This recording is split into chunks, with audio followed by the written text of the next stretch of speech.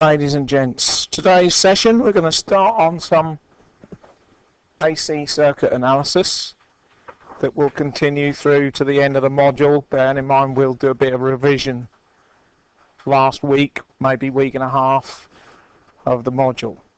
Okay, so we've got a couple of weeks, maybe 2.5 weeks of looking at some AC analysis. So first of all we're going to look at the basic components.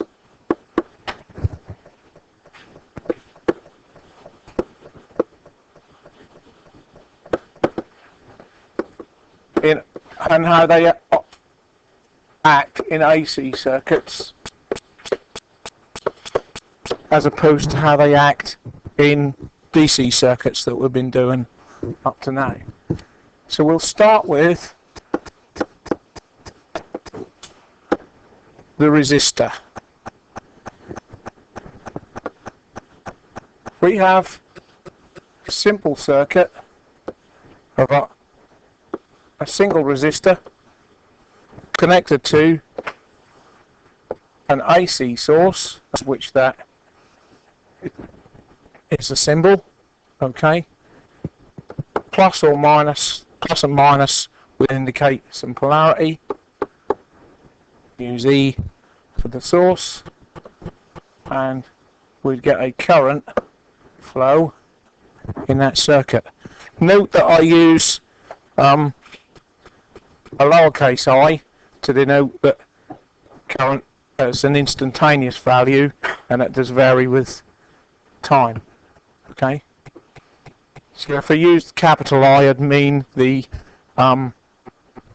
maximum value of that voltage.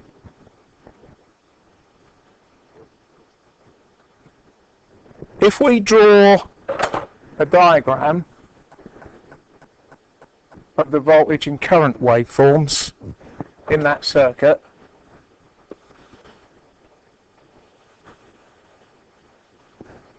so this is time in seconds,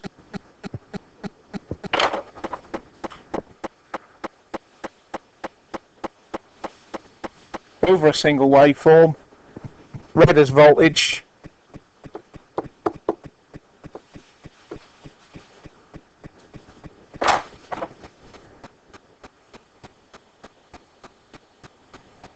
blue is the current,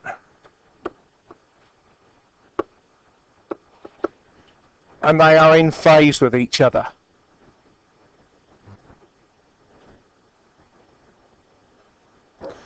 We can also draw what's called a Phasor diagram. We have met some of this before in science in year 1.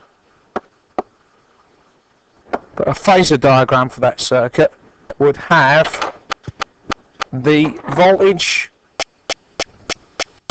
phasor and the current phasor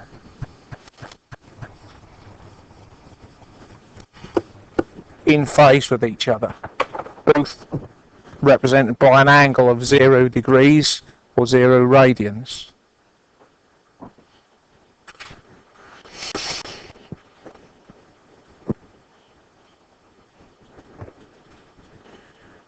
But what we have to do for AC circuits, so in AC circuits,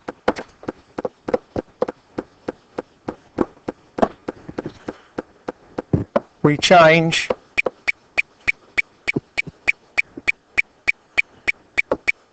from the term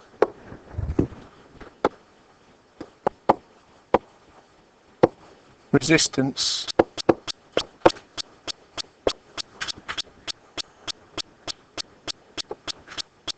to impedance Z in ohms for the overall opposition to current flow.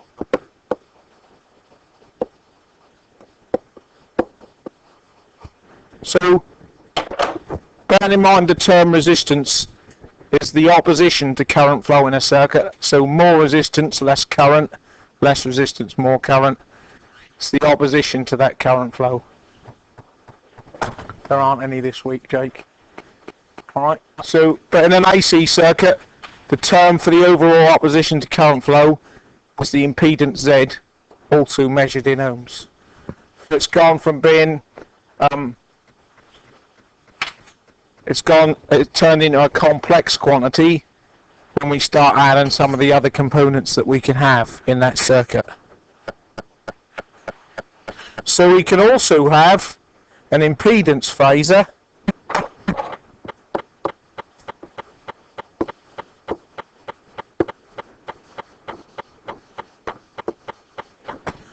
and for this circuit R, the impedance phasor R, that's just again a straight line left to right, angle 0. So we can fully represent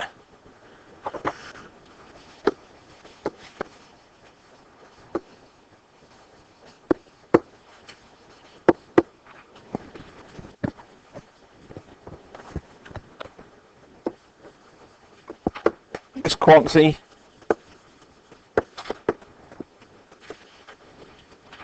at ZR, the impedance of the resistor, is equal to R ohms angle 0 degrees, okay, or 0 radians. That's in polar form. Or R plus 0J ohms in rectangular form.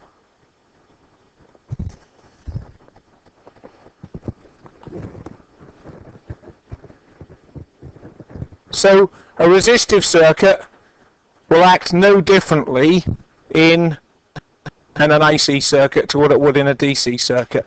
Everything will look to be precisely the same if your circuit load consists of just pure resistance and nothing else. That's why we used the pure resistors in the attenuator circuit, because we didn't want the variation that came with frequency changes that you get when you add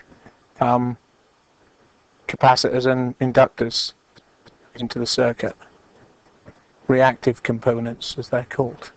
Okay, so that's representing a resistor in an AC circuit. Everybody happy with that? Right. So what we'll do now is consider pure inductance.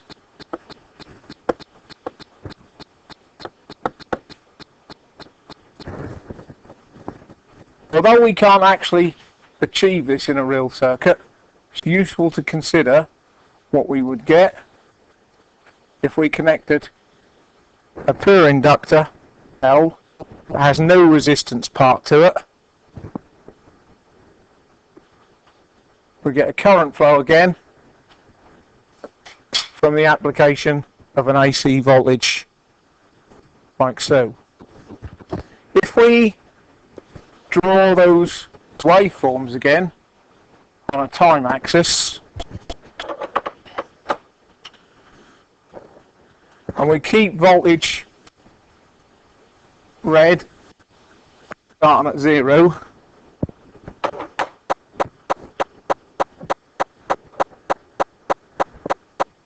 the halfway point, we get a current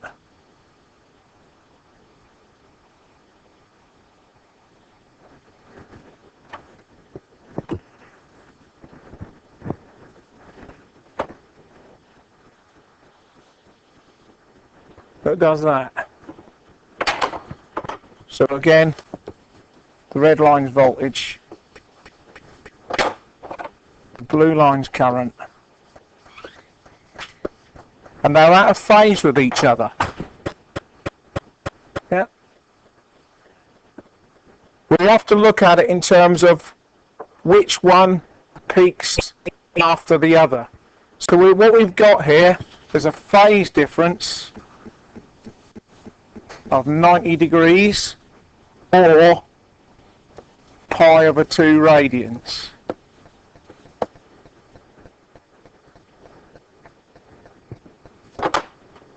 The current is said to lag the voltage by 90 degrees because it peaks after in an inductive circuit.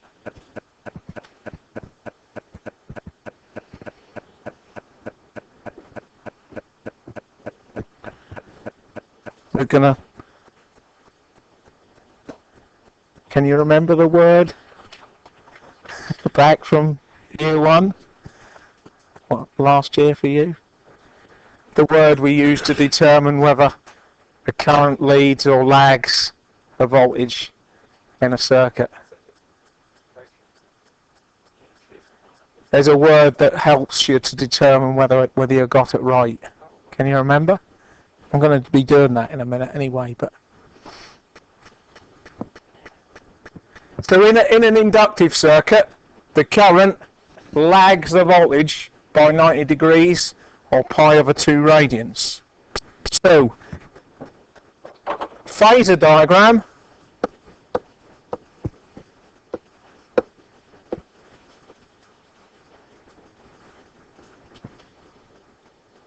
Looks like this. The voltage E 0 degrees. The current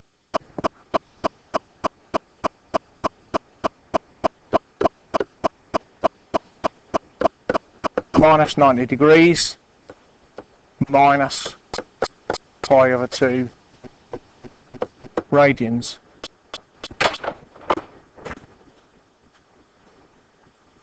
Okay, and the impedance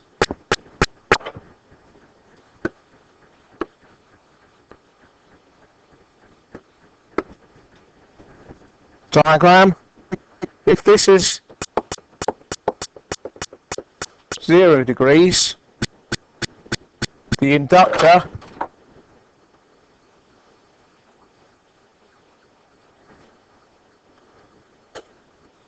ZL, which is equal to XL, we'll do that in a minute, is plus 90 degrees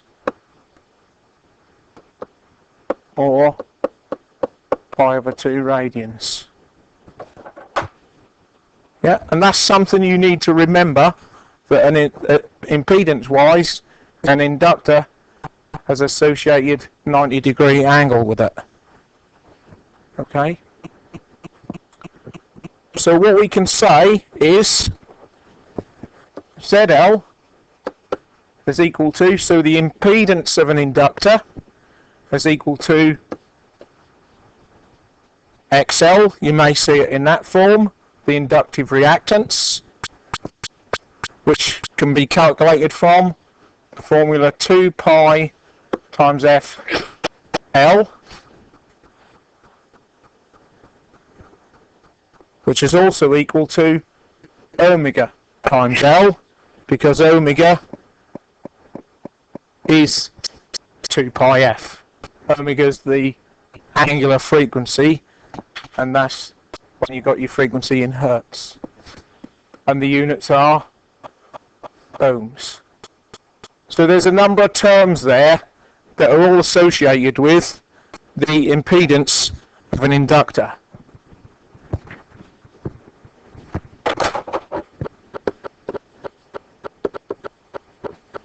Impedance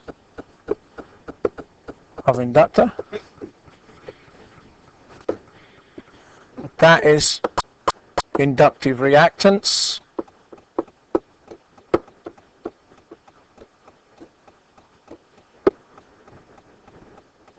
frequency in hertz,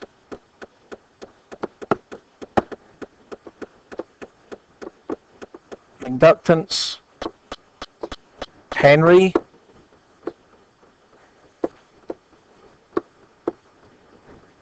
and this is angular frequency, radians per second. Okay?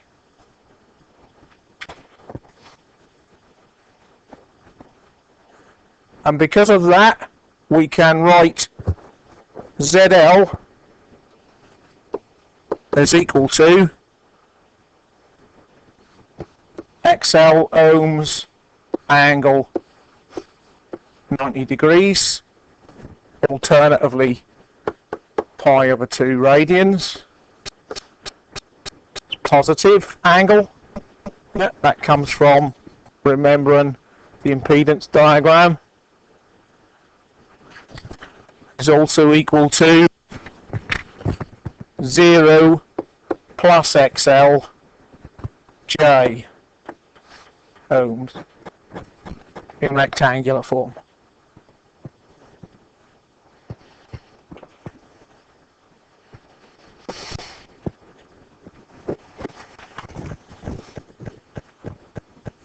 Yep.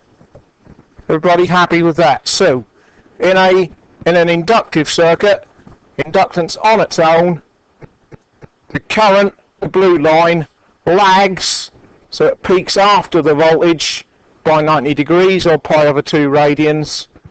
So we get a phasor diagram where the current lags the voltage by 90 degrees, and an impedance diagram where the impedance of an inductor is represented by a positive angle of 90 degrees. Alright, and then we got that way of expressing the impedance of inductor, and they're all the terms that you're going to need to be familiar with. All happy with that so far? I'll move on. Yep.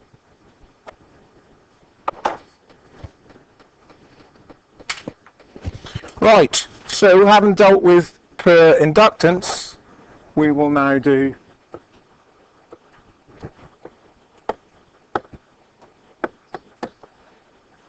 per capacitance, which again can't really be achieved. Only have capacitance and no resistance in a circuit, but it's useful to consider what would happen if we could have that. So AC source E applied to a capacitor C, have a current flow like so. And if we drew the waveforms for that over time, keeping our voltage at 0 degrees,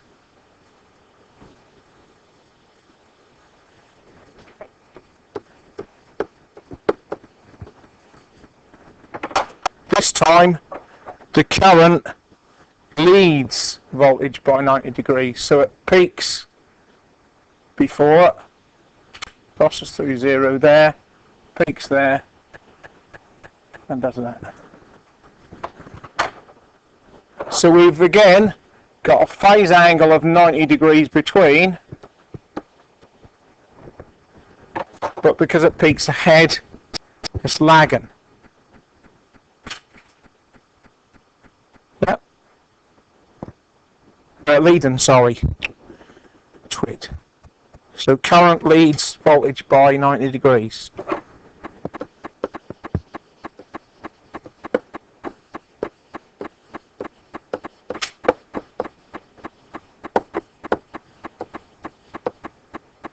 Or pi over 2 radians.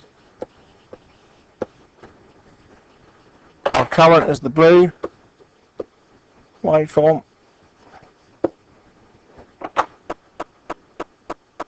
Again, we can draw a phasor diagram.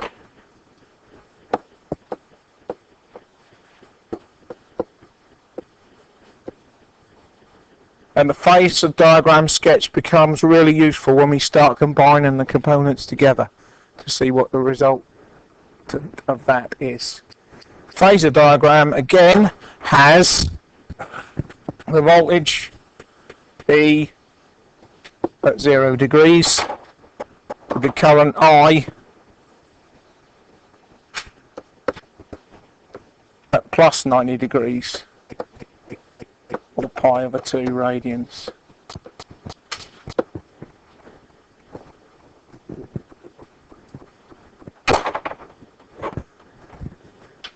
Impedance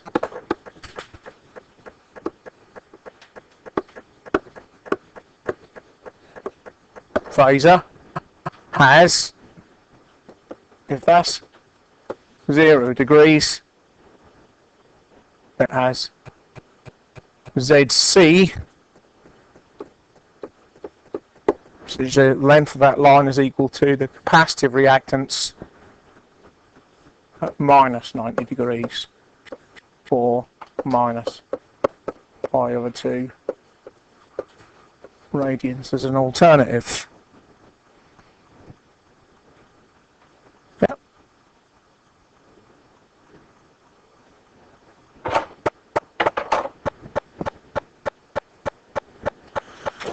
So we can say that ZC, the impedance of a capacitor, is equal to XC, which is equal to 1 divided by 2 pi FC,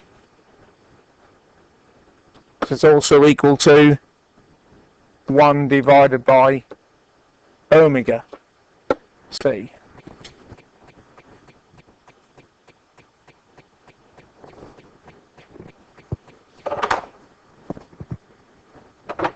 This being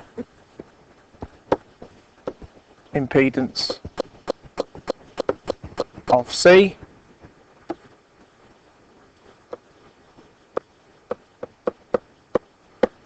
capacitive reactance,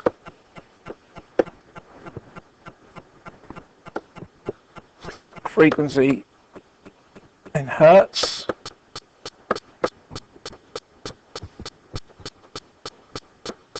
capacitance in farads,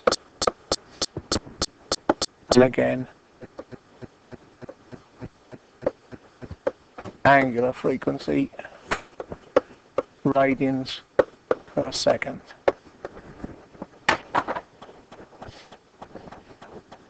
Yep. So you're going to come across all those terms in the work and the calculations that you need to do. So they're kind of interchangeable depending on the application you're applying them to. Yeah, I will in a minute. Hang on. I'll just finish it off and then I'll...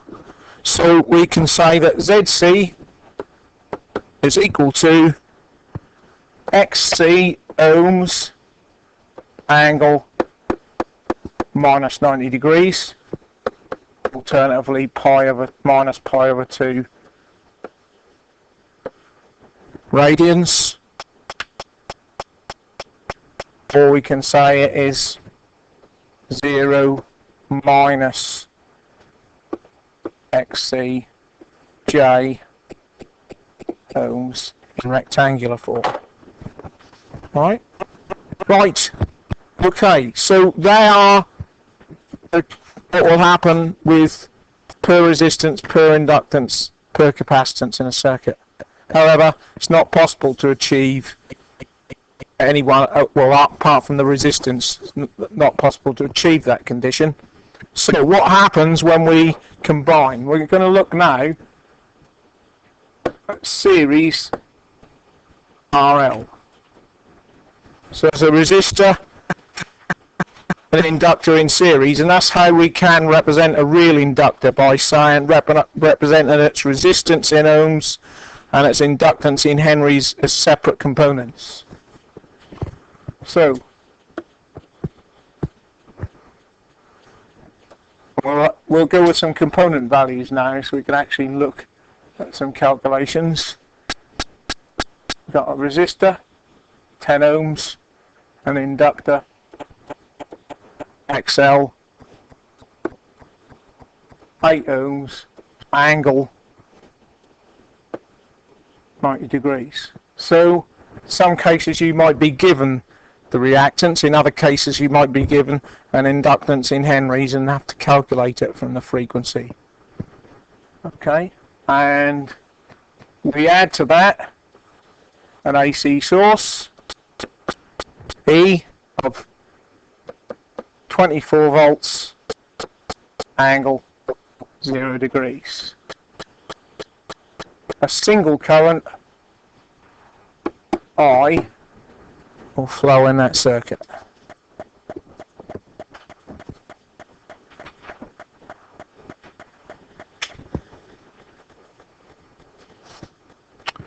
So if we look at that in terms of Phasor diagram,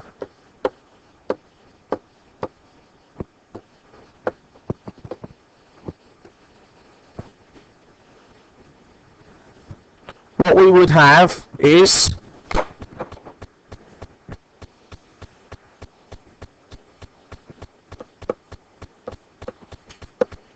the current due to the resistance IR. E will have a baseline at 0 degrees, so our applied voltage. And then we'd have a current due to the inductor that is 90 degrees behind.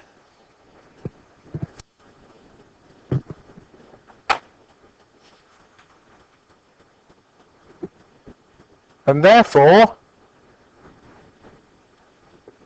if we complete the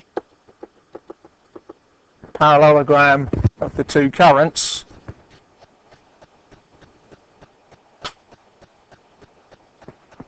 that is the actual current flow, and I,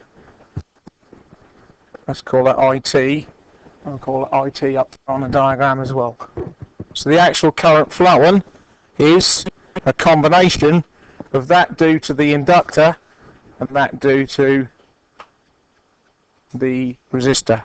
Sometimes referred to as IR being the horizontal component and IL being the vertical component, negative in this case.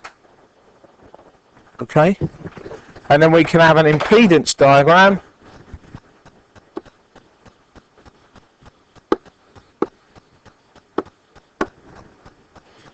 where we've got R along the horizontal, we've got XL 8 ohms, R was 10 ohms,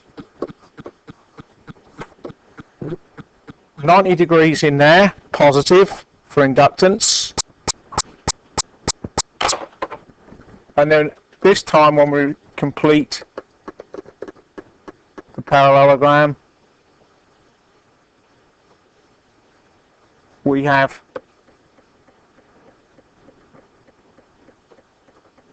the total impedance in there.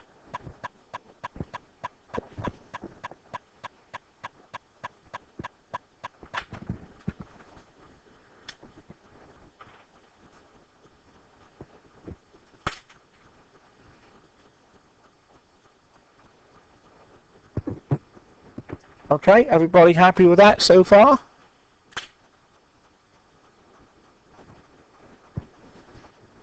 So, from that, we can take two methods of calculating the impedance. We can look at it as a Pythagoras theorem problem where we know length of that line is 10, length of that line is 8, so we can say that ZT is equal to R squared plus XL squared. So that's equal to the root of 10 squared plus 8 squared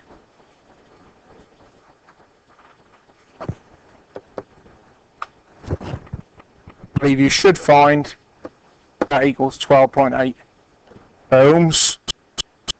Okay, so that's found the length of the line, but the angle in here is also important. We need that angle as well. So we need to use, we've got the, in a triangle, we've got the adjacent and opposite sides, so we use which trig ratio? Tan. Because we've been given, so we can go angle, so let's call it angle theta is equal to tan to the minus 1 of the opposite side, 8 ohms, over the adjacent side, 10 ohms. You should get 38.7 degrees. So that's one method. If you had your calculator in radians, if that's what you needed, you get your answer in radians.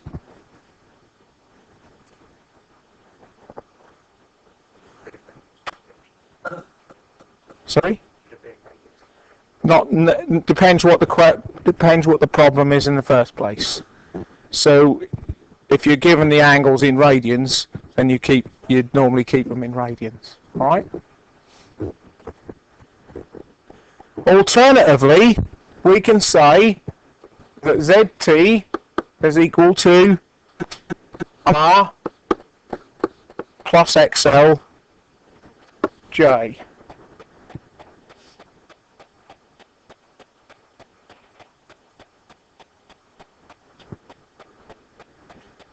That's equal to 10 plus 8J ohms is needed there as well, so units are important.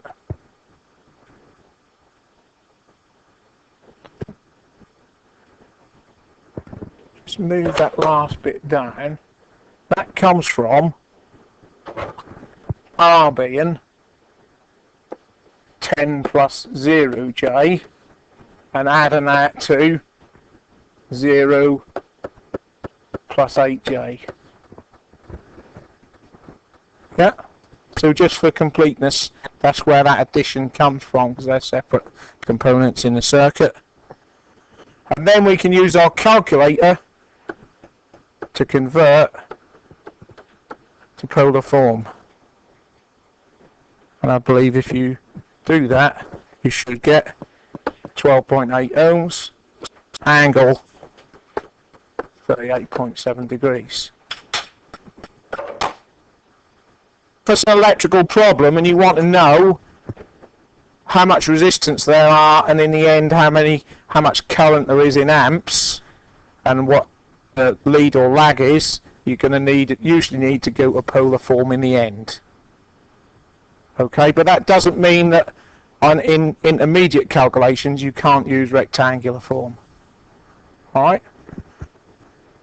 Moving on from that, what we ultimately want to do is determine the current in the circuit.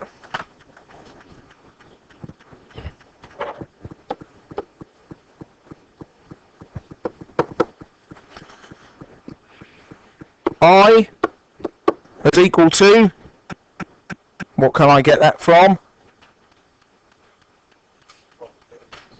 Yeah, by Ohm's law, voltage over, modify slightly, impedance, ZT. Yeah, the total impedance that we calculated here. Yeah, in this circuit, the 24 volts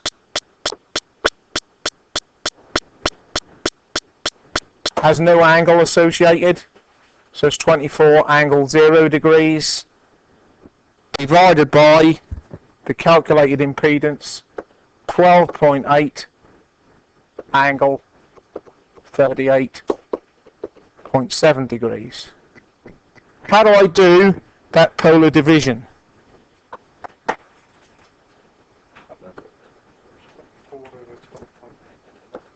Yes, so that's 24 over 12.8 angle 0 minus 38.7 degrees amps. Yeah. And then you do that division and you get 1.88 amps angle minus 38.7 degrees. And the current being a negative angle means it's lagging. Was that what we said about an inductive current in the first place on this slide here? Yeah. current lags the voltage in an inductive circuit. Okay?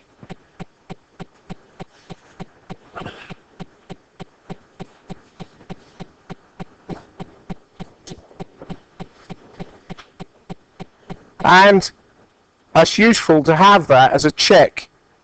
Does that, I've done that calculation, is that what I would expect, a lag and current? And I taught in science in year 1, and you'll soon remember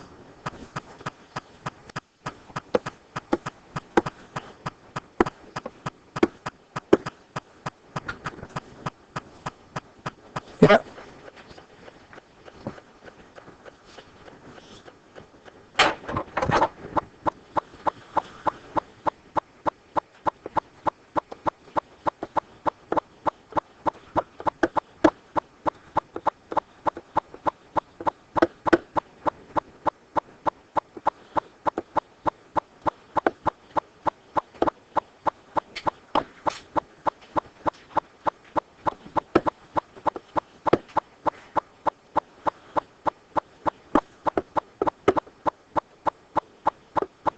In an inductive circuit, current comes after voltage in that word, so current lags voltage. Equally, you could say voltage leads current in an inductive circuit. So there's two ways of looking at it, depending on which one you're using as your reference. In the circuit that we've just done, because the voltage is at 0 degrees, that's the reference phasor, so you would normally say current is lagging that reference phasor. So current lags voltage in an inductive circuit. In a capacitive circuit,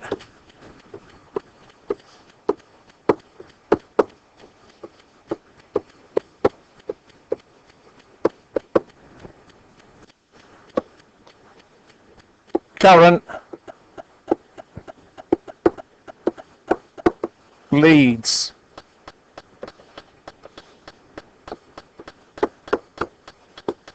voltage, as you're going to see in a minute. Equally, we could, if we wanted to, say voltage lags the current. Yeah. So that word can always be used as a check. We've got an inductive circuit. Is it right that we got a lagging current? Does it fit in with civil? Yes, it does. Okay. Where we have to be careful is when we get to circuits that include both the capacitive and inductive component, the circuit will be either overall inductive or overall capacitive, depending on which one's having the bigger effect on the circuit at a particular frequency. We'll come to that probably next week, combining all three components together. So it isn't about whether the circuit's got a capacitor in it or whether it's got an inductor in it, it's about whether it's overall inductive or overall capacitive. Yep. And that's a useful check. So going back to here, does this result of a negative angle current fit in with civil? We've got a lagging current in an inductive circuit, current lags voltage, fits. Useful check. Alright?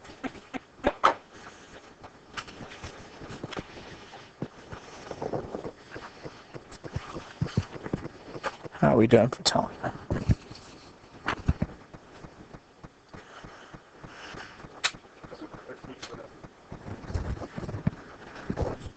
Moving on.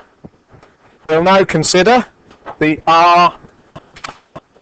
RC in series circuit. So we have a 10 ohm resistor and a 6 ohm angle minus 90 degrees inductor. Applying an AC source E of 24, angle 0 degrees. That's minus 90, yeah. I'll write that a bit neater down.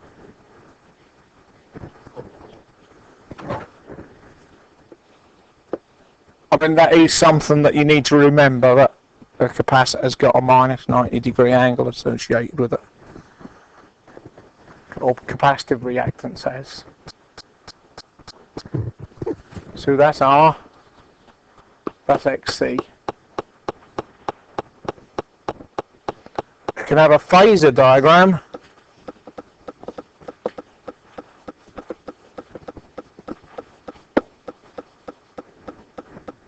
Haven't put a current on there, have I?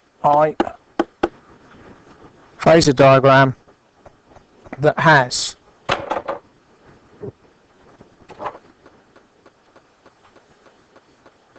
E on the horizontal,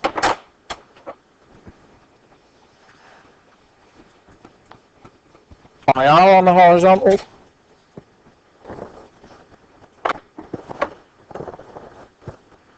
and IC plus 90 degrees.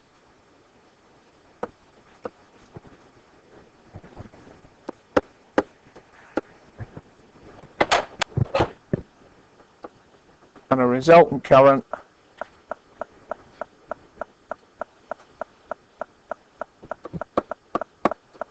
in there, IT, at an angle, here, for instance.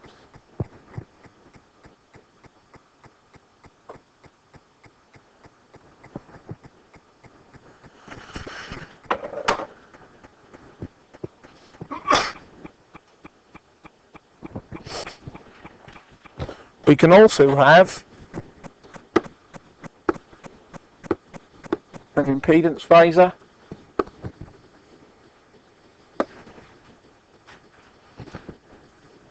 with R at 10 ohms on the horizontal, XC minus 6 ohms, 6J ohms, 90 degrees downwards. And then we have a resultant impedance Z T in there at an angle. And those two angles you'd find would be, although one's positive and one's negative, the magnitude of them would be the same. That's minus 6J. Yeah.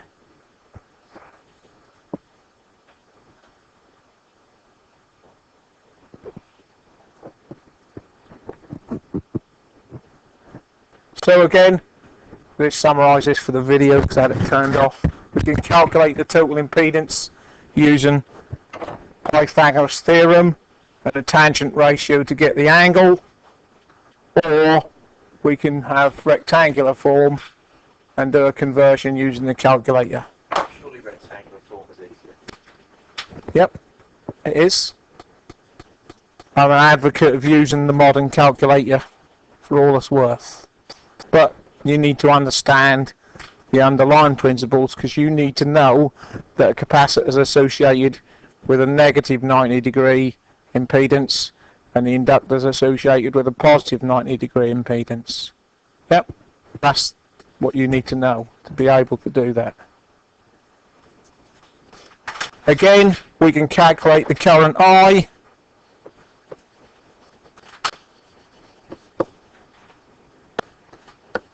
Is equal to E over the total impedance, 24, angle 0 degrees, divided by 11.7, angle minus 31 degrees. That's 24 over 11.7 angle 0 minus 31. Whatever 24 over, I've got 2.05 for that. Amps, angle 31 degrees. Again, there's a sign change in the angle there.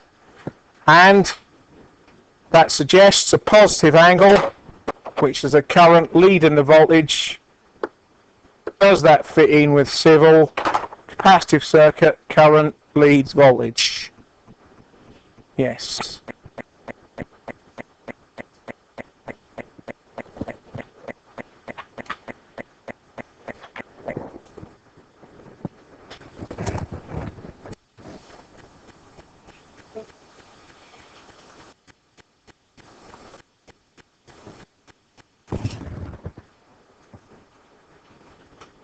Right? Yeah. It's just a check, that's all. Yeah.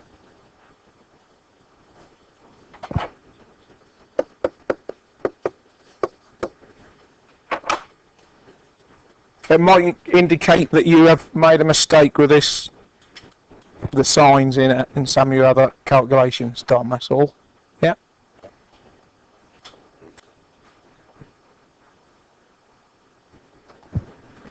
Resistor and an inductor in series. This time I've given you the inductance in henries, so there's a calculation there to get XL. But overall, I want you to calculate total impedance. Yes, an H, sorry. Looks like an A, doesn't it?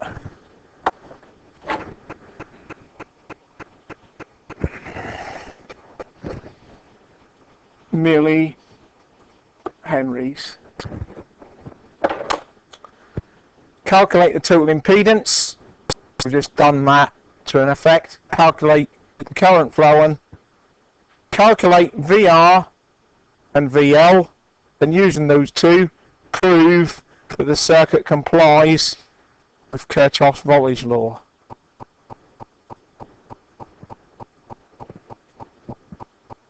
For anyone watching the video, result is on part 2.